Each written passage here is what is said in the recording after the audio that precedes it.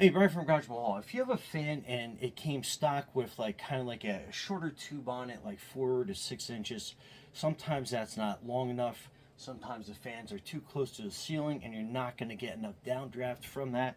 So here is a 12-inch extension, nice color, and you can kind of have that as a universal fit.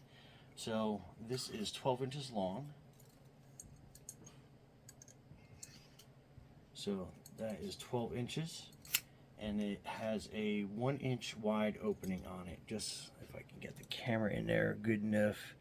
So that is a 1-inch opening on that, and it has your 2-hole pass-through for your fan support on either end, and it also comes with extra wire, so if you're short you have extra wire that you can splice into that, and then it gives you some quick directions on how to wire that up. But yeah, very useful, especially the fact that I was like, alright, so you get an extension, what are you going to do if you need more wire? Well, it comes with wire.